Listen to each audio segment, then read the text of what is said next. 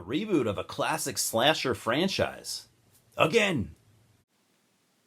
Child's Play 2019. So, I'm a Child's Play fan, I would say. It's never been one of my favorite, franchises necessarily, but, a lot of people my age who grew up with Chucky has at least some fascination with it. Child's Play was not the first killer doll movie, but the 80s and 90s had a bunch of them. I'd say it was the most successful, and people love the series to this day, and I think it's awesome. And when you think about it, it's kind of bewildering that it took until 2019 for a reboot to happen. I'm assuming at this point there aren't going to be any sequels. I guess the reboot took a while because the Chucky series never really stopped, did it? It just kind of kept going for better or for worse. And maybe it's also because we had the Chucky series that has been going, pretty strong since 2021, which I haven't seen just yet. I haven't gotten around to it. The more I hear about it, I'll admit, the more I do want to watch it. So I will get to it eventually. Who knows when, though. So this film was directed by Lars Klevberg, his second feature length, and I wasn't previously familiar with him at all. The screenplay was written by Tyler Burton Smith, who mostly worked in video games, oddly enough, so our creative team was a bit fresh, if you will. And we get a pretty solid cast here, nobody too exceptional, but it all works fine. Andy is played by Gabriel Bateman, and his mom Karen is played by Aubrey Plaza. Obviously, those are the main two leads, I guess you could say. It's all really about Andy at the end of the day. And I think it's fair to say that the biggest change is Mark Hamill voicing Chucky. Because this was the first and so far only time that Chucky was not voiced by Brad Dourif. Brad has voiced Chucky in everything else Chucky and Child's Play related. Obviously at this point, Brad is Chucky. He just is. But if anyone else is going to do it, I think it has to be Mark Hamill, right? He's an icon, and he's already proven himself as a legendary voice actor, especially after voicing the Joker in the Batman animated series back in the 90s. So I'm not going to be comparing everything, here to the 1988 original, by the way, in every single detail necessarily, but a few things I might. This is not a shot-for-shot remake, but it also doesn't take, I wouldn't say a ton of chances. With reboots, you're going to piss people off either way. You can't really win. The plot is not nearly as fantastical as the original, with Brad Dourif's legendary serial killer story.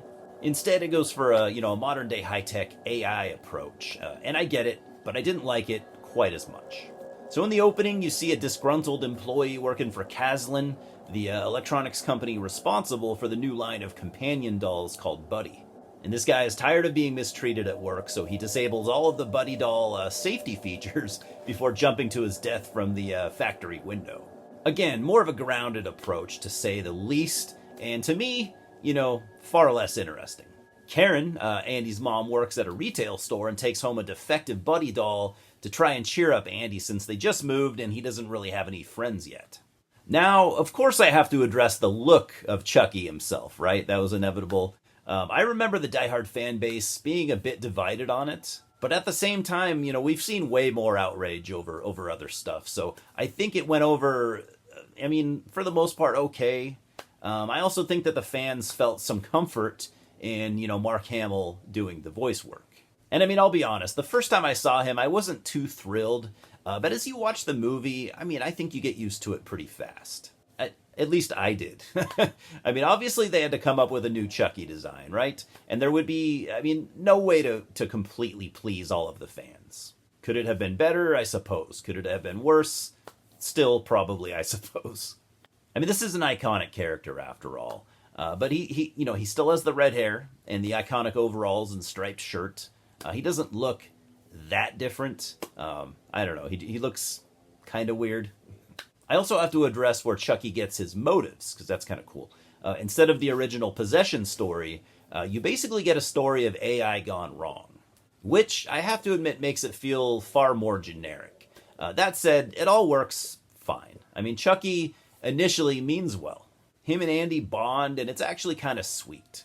Chucky learns to kill from watching horror movies, particularly Texas Chainsaw Massacre 2, which I'm a fan of.